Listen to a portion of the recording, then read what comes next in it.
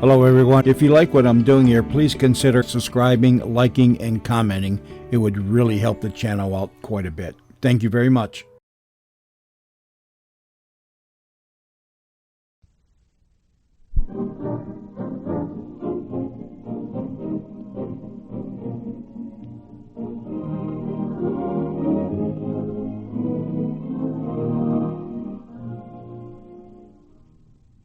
Hello, this is Alan Prescott. Hello, this is Jean Colbert. Having enlightened you with those two astounding facts, let's go a little further. Sure, we want to go a little further and talk about the most popular girl in the world. We were out to see her the other day. You can go too if you like. What we have in mind, in case it's a little early for you to catch quickly, is the Statue of Liberty. In the first place, let's get her name straight. The lady's proper name is the Statue of Liberty Enlightening the World. How'd you learn that? Well, I just read books all the time. And this liberty was given to the American people by the people of the Republic of France as a symbol of the alliance of the two nations. See how much I know. Oh, sure. Some symbol, by the way.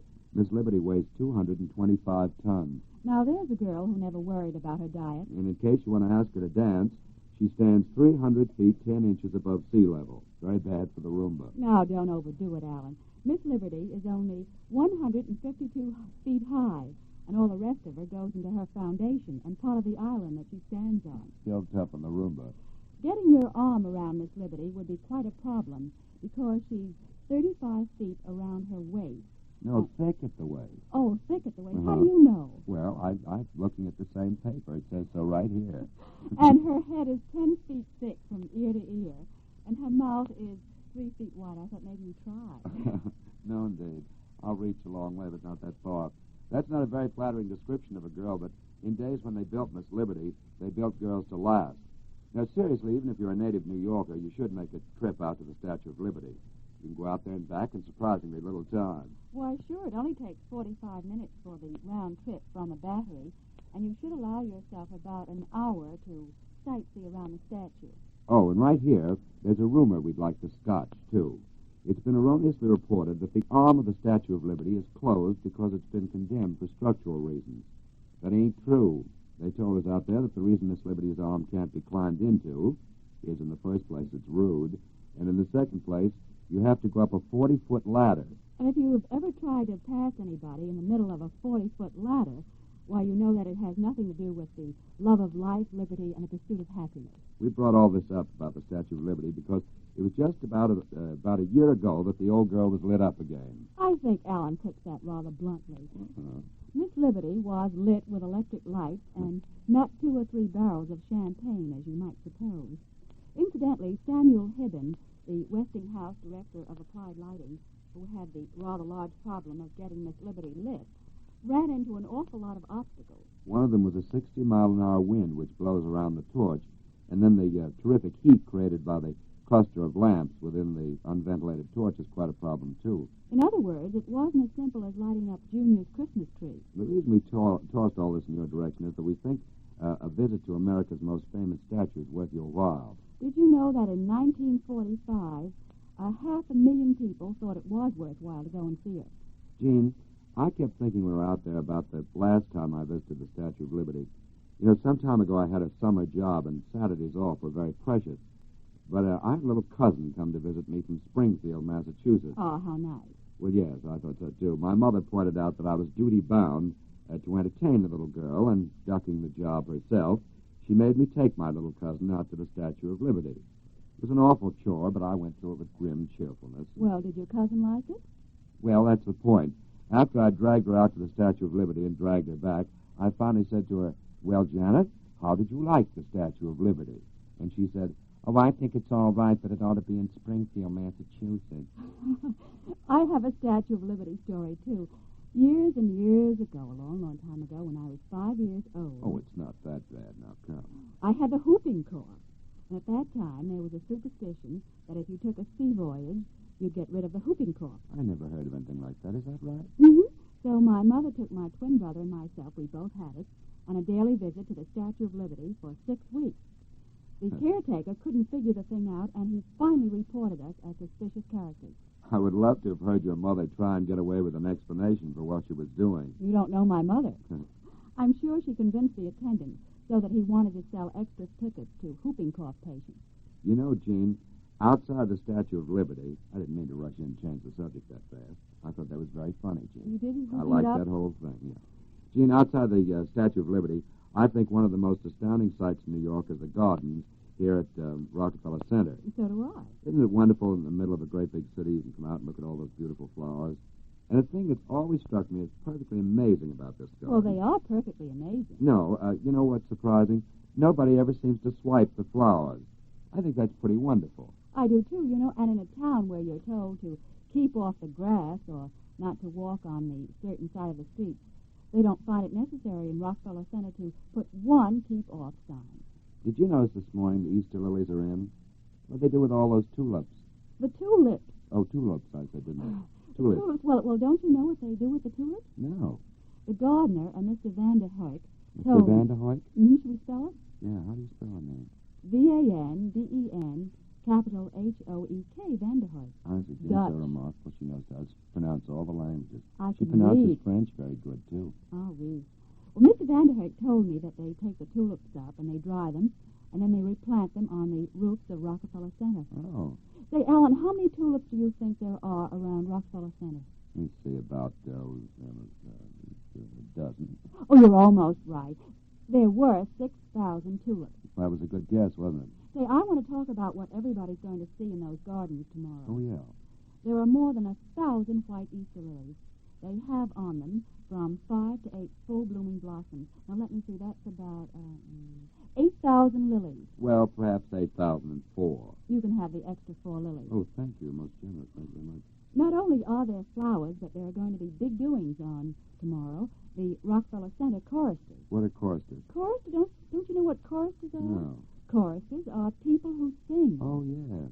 Anyway, the Rockefeller Center choristers, 165 men and women employed at the center, are going to sing at the United Easter Dawn service, sponsored by the Greater New York Federation of Churches, at the Radio City Music Hall. What time's that? At 7 o'clock on Easter morning. Oh, that's definitely a dawn service, isn't it? Gene, let's buy Rockefeller Center. Okay.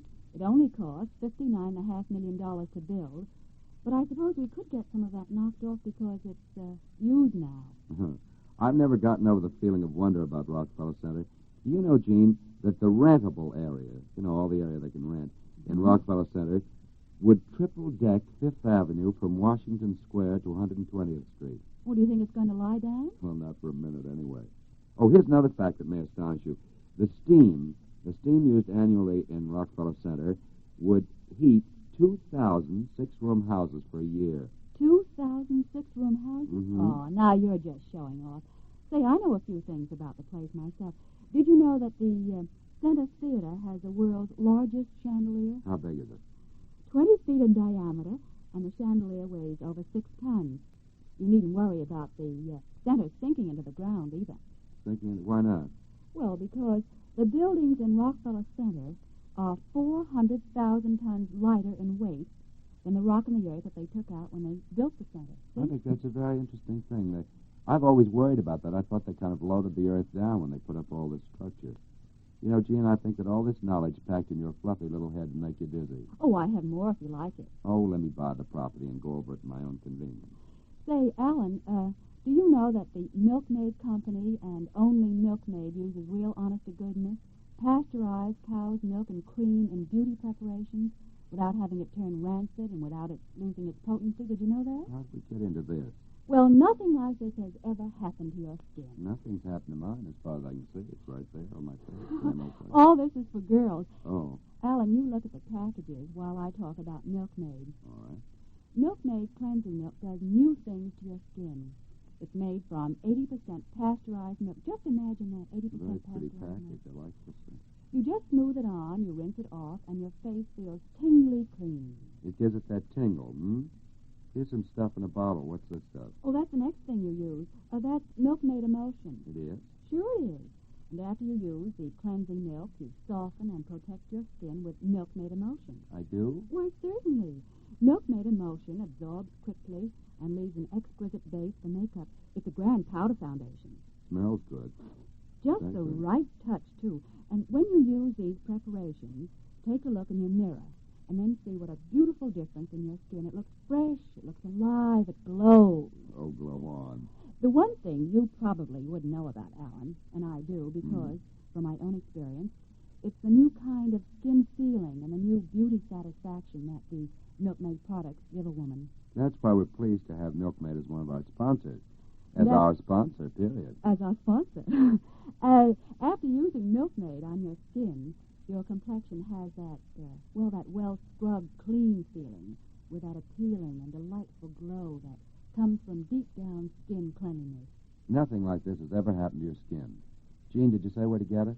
I didn't, but I am going to now. Oh.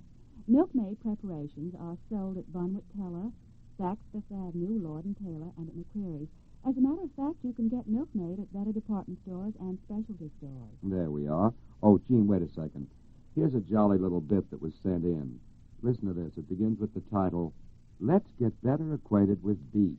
Beets are a jolly vegetable. I don't believe it. Now let me see that. It does. It says exactly that.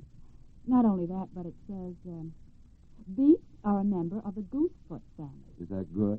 Well, it must be, because the goosefoot family includes chard, spinach, and other distinguished vegetables. If they're so distinguished, why do they have such a silly name? Well, it says right here that these vegetables are called goosefoot from the shape of their leaves. I can't wait to face my next spinach leaf to see if it's goosefoot shaped. Here's something else that I'm fairly happy about. Yeah. Do you know, Alan, that mushrooms are the sitting-down member of the vegetable family? Well, it's not one of the things I have tattooed on my right arm, but what brought it up? This note I have here says that the mushroom is always round-shouldered and hunched over, and an example to all other members of the vegetable family of what can happen when one spends one days with a droopy outlook on life. With a comment like that, any self-respecting mushroom could sue for libel. Oh, no.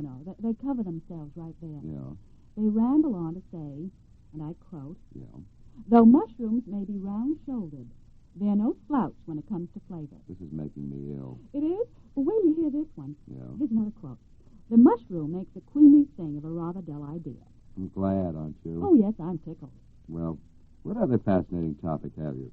Celery, you know, belongs to the parsley family, and it's a cousin to carrots and parsnips. Jane, stop playing with your food. Let's talk about something else. Okay. I'd like to talk about the exhibit of the photographs at the Camera Club. Oh, yes, that's the thing you went to the other day. Mm-hmm. Before you tell about that, Gene, tell what the Camera Club is, you know.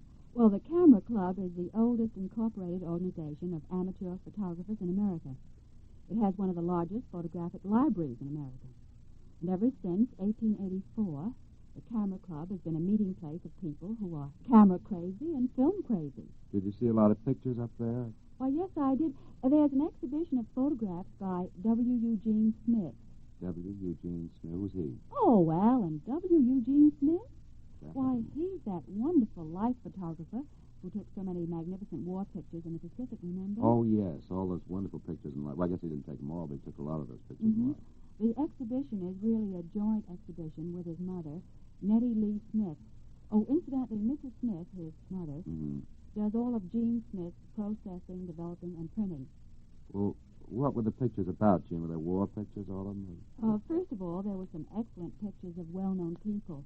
There's a swell action picture of Betty Hutton, and there are some pictures of Hazel Scott and Vincent Price, the movie actor, and one of Paul Robeson. Oh, yes. You mean they're all portraits? Then? No. Practically none of the pictures were posed for. For instance, there's one of Wendell Willkie asleep on a couch. Huh. What else did you see, Gene? I saw those war pictures, and they were simply marvelous. Oh, these are the ones he took out in the Pacific, Mhm. Mr. Smith. There's one of Lou Ayres and a wounded Filipino guerrilla. And then there are beautiful pattern shots showing traces and bursts of anti-aircraft shells over Okinawa at night. And I saw an impressive and simple photograph of the grave of a U.S. Marine at Saipan. Really, there's so many pictures to tell you about. I think you should go to the exhibition and see it for yourself. Well, what about the photographs that Mrs. Smith made? We haven't said anything about You those. mean Mama? Yeah, Mama. Well, they were charming. I think that women would particularly like them. The man who showed me around told me that a special interest is shown in one called Gene Sourpuss. Gene Sourpuss. What does that mean? That's what Mama calls her son, Sourpuss. Oh, it's a photograph of Gene himself? Uh-huh. It's awfully cute. When he was a too. youngster? No, taken about a year ago. Oh, I see. It has a kind of a pout. Oh. And then there's one of Mrs. Smith's daughter and her granddaughter sitting together in a bathtub. That's clubby, isn't it? Chummy. Yeah. I really urge anybody who's really interested in photography to go to see this exhibition. Oh, by the way, I've already mentioned the man who showed me around. Oh, yes. Who was he? Well, he was so nice to me, and he knew so much about photography that I made some remarks about that fact, that he seemed to know a lot about it. Yeah. And then he told me that, he had a little experience, and then he showed me 5 volumes that he had written on photography. I think that's quite a bit of experience. And guess who he was? Oh. He was Mr. Henry C. Gibson, well-known author and photographer, especially famous for his South American pictures. Say, you think I ought to give that address? Yes, give the address. We intended to mention it in the beginning, but I don't think we did. Where is the exhibition at the Camera Club? The exhibition is at 121 West 68th Street. It doesn't cost anything to see it, and the exhibit only lasts until April 30th. April 30th. Mm-hmm. What's the date today? I'm all confused. What is today? What's today? The 20th. Dick Charles says it's the 20th. 20th. It's the 20th. I'm glad we got that straightened out. And it's Saturday. I'll remember that all day now. Look, Gene, it's almost Easter, by the way, and we haven't said a word about women's hats or what people are going to wear and that kind of thing. I have a hat story if you'd like to hear it. What hat story? Well, there's a friend of mine here in New York who's made it a custom every Easter to buy his sister a hat. He doesn't know much about hats, but... Well, his sister must trust him. Well, she does, but my friend knows about what kind of thing she'd wear. She lives down in Virginia, by the way. And when he goes to buy a hat, he usually gets a lot of help from the milliner, one of the girls around there. And I'm afraid this good deed, though, has struck a snag. This year he went to buy the usual hat, and at the suggestion of the milliner, he had a few changes put on it. I don't know, he changed the ribbon or put a feather here or something. But he had a few changes put on. He paid for the hat, and he left word to have it sent to his address. Well, when he got home the other night, his houseboy, a very solemn little Chinaman, approached him with some indignation and said, "Lady called, say she was your milliner." I say, "Don't be silly. My boss no wear hat." Say, that reminds me. I want to talk about fashion. There we go. I didn't mean to start that, boys. Well, I think this is really interesting. It's about the new plastic film or material called Cinderlite. And Cinderlite pretty soon will be made up in slip covers for chairs and window drapes and dressing table covers, as well as raincoats, aprons, and housecoats. Well, what's so different about the new plastic? Well, it's the first time that a plastic film or material has been made that feels warm when you touch it. Oh, I'm glad of that, because I've been frightened to death by a cold shower curtain too many times. Well, this plastic film is printed, and it comes in different colors, and it seems to me that it looked more like a delicate material than any plastic I've seen. For instance, one of the models paraded around in a beautiful white lace plastic cocktail apron. Well, what was it, simple, or was it kind of... It was lacy looking. Oh. And then some of the other girls wore plastic quilted robes. Well, are there any other different qualities that recommend this, what's the name of it, Cinderlite? Cinderlite. Cinderlite. They told me that Cinderlite, that's what it's known as, withstands grease and chemical stains. It has no odor, it has no taste, and besides this, it's waterproof and mildew-proof. I'm glad about not having any taste. People chew on their sleeves and all that sort of thing. Tell me, are the articles made out of this very expensive, Gene? No, not very expensive. They haven't exactly come on the market, but you'll be seeing them shortly. You'll be seeing everything from shower and window curtains to evening coats made out of Cinderlite. Scintillating.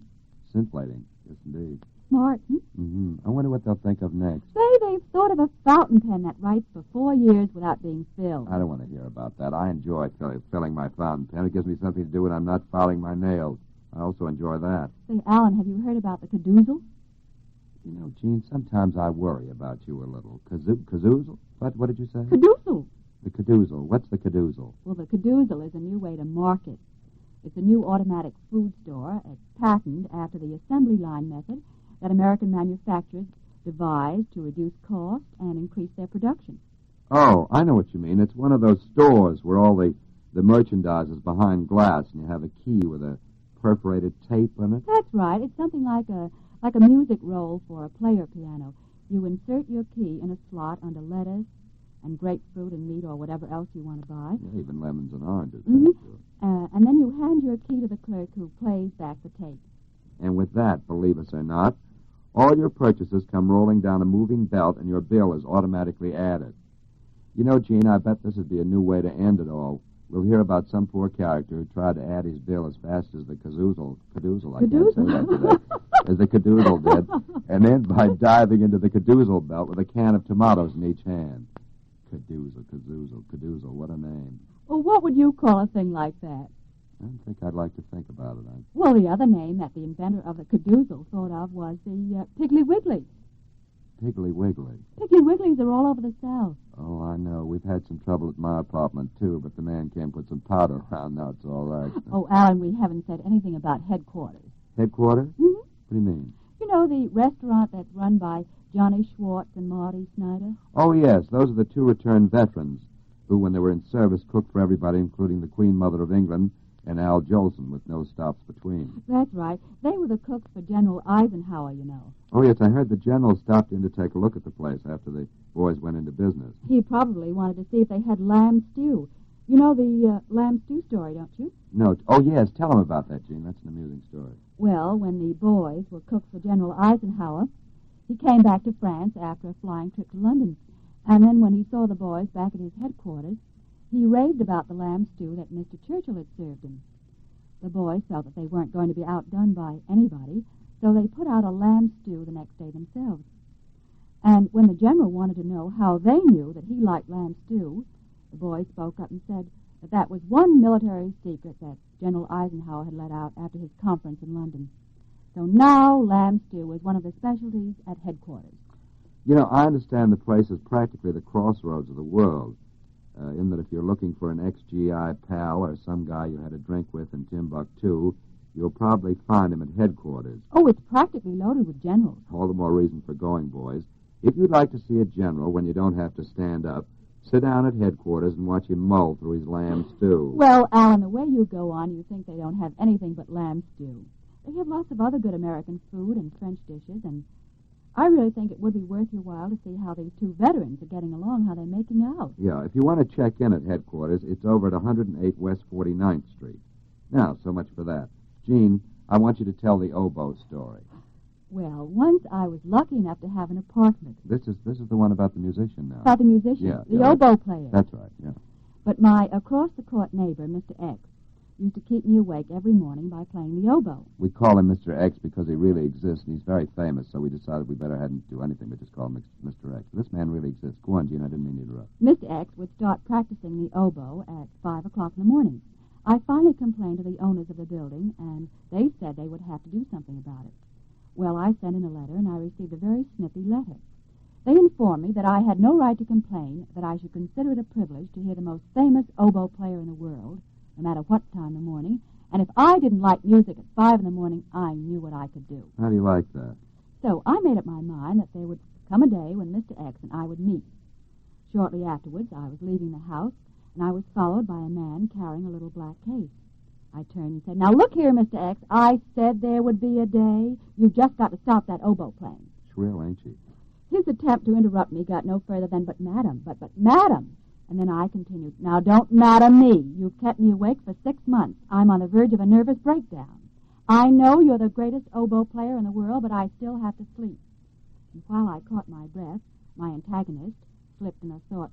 "Madam, what do you think I do?" he said. And I continued to go on. "I know what you do, and you've got to stop it." And he said, "But, madam, I make glow lights for Christmas trees. I was just up to see if Mr. X would buy some. I don't play the oboe." Hey, Gene, I think that's a very amusing story. Gene, hurry up because we're going down to meet Don McNeil. Oh, boys and girls, Don McNeil's coming in from Chicago on the Century, and he's going to broadcast that Breakfast Club from Madison Square Garden tomorrow. We're going down to meet him. Oh, and I want to remind the girls about Milkmaid beauty preparations. When you use Milkmaid, nothing like that has ever happened to your skin. It's wonderful. There we are, Gene. It's about that time. Get Oh, it your is? things. Yeah. Well, this is Jean Colbert. Well, this is Alan Prescott.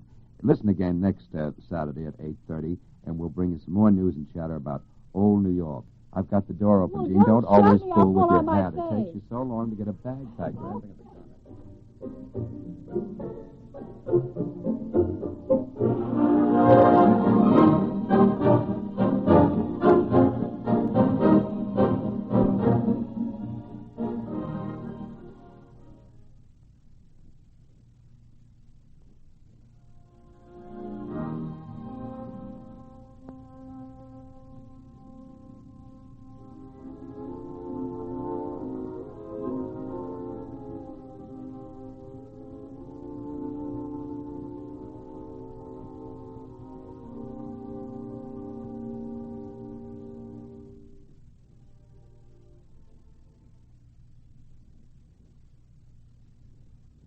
WJZ, New York.